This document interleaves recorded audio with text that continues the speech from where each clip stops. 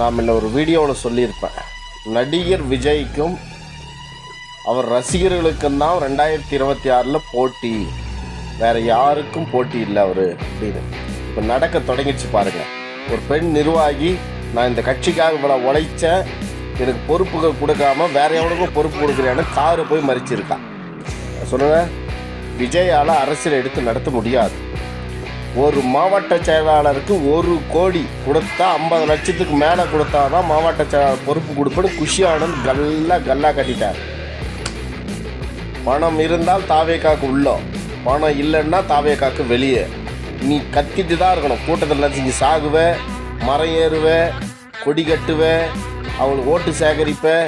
திமுக என்ன வெளி செய்தோ அதே மாதிரி தான் இவங்களும் வெளி நடத்துவாங்களே தவிர உங்களை தூக்கி வச்சு கொண்டாடவே மாட்டாங்க. இதே நாம் தமிழ் கட்சியில் பொறுப்பு வேணான்னு சொன்னாலும் கூட, கட்சிக்காக உழைச்சிருக்கானா, அவன் கரெக்டாக இருக்கானா, அவங்ககிட்ட பொறுப்பு கொடுறான்னுவான் சீமான். பணம் இருக்கா, பதவி இருக்கா, அவனை விட்டுடு, அவன் கட்சிக்கு ஒரு நாளைக்கு எதிரியாக மாறிடுவான். அப்படி தான் கொடுப்பான். இன்றைக்கி வரைக்கும் நான் சொல்கிறேன், நீங்கள் இது நாம் தமிழ் கட்சியில் பயணிக்கிறேன், இன்றைக்கி வரைக்கும் நான் பொறுப்பு கேட்டதில்லை.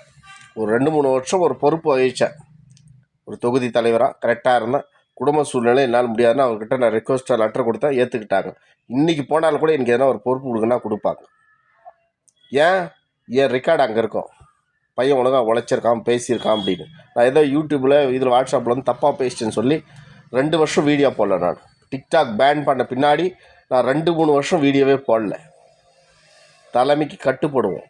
சீமான்னு சொல்கிறதுக்காக இல்லை, சீமானுடைய கொள்கைக்காகவும் தமிழ் தேசியத்துக்காகவும் அடுத்த தலைமுறை பிள்ளைங்க நல்லா வளரணும், தமிழ்நாட்டுக்காரனுக்கு தமிழ்நாடுன்னு ஒரு நாடு இருக்கணும் அப்படின்னு. இப்போ பஸ்ஸில் எல்லாம் தமிழுக்கு கீழே சின்னதாக தெலுங்கில் எழுத ஆரம்பிச்சிட்டான். எல்லா கவர்மெண்ட் பஸ்ஸுலேயும் எங்கேயோ போயிட்டுருக்கு நாடு. மதுரை பக்கம்லாம் ஹிந்தி, தமிழ், தெலுங்கு 3 இதில் எழுத ஆரம்பிச்சிட்டான். அதனால் எங்களுக்கு தெரியும் எது சீமான் செய்வார், எது செய்ய மாட்டார், நிர்வாகிகள் எப்போ கரெக்டாக செய்வாங்கன்னு தெரியும்.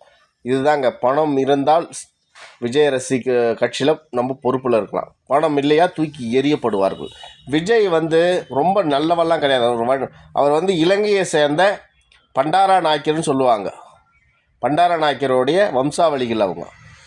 நம்ம ராஜபக்ஷோட சொந்தக்காரனுங்க. அவனுக்கு என்றைக்குமே தமிழ்நாட்டுக்காரனுக்கும் தமிழுக்காகவும் போராடவே மாட்டாங்க, தமிழுக்காக இருக்கவே மாட்டாங்க. ராஜபக்ஷே இது வரைக்கும் 6 லட்சம் பேரை கொண்டான் தமிழ்நாட்டுக்காரங்க இலங்கையில். இவன் 40-50 பேரை 60 பேரை கொண்டு விட்டுருக்கான். இவனுங்களுக்கு கொலை செய்கிறதும், தமிழர்கள் சாகிறதும், அழுறதும், அதை பார்த்து இவனுக்கு ரசிக்கிறதும் புதுசு இல்லை. இவனுங்களுக்கு ரொம்ப பழசு தான். இவனுக்கு ஆந்திரா காட்டில் சுட்டவனுங்க தான் நம்மளை, இலங்கையில் கொண்டவனுங்க தான் நம்மளை, பர்மாவில் அடித்தவனுங்க தான் இவனுங்க.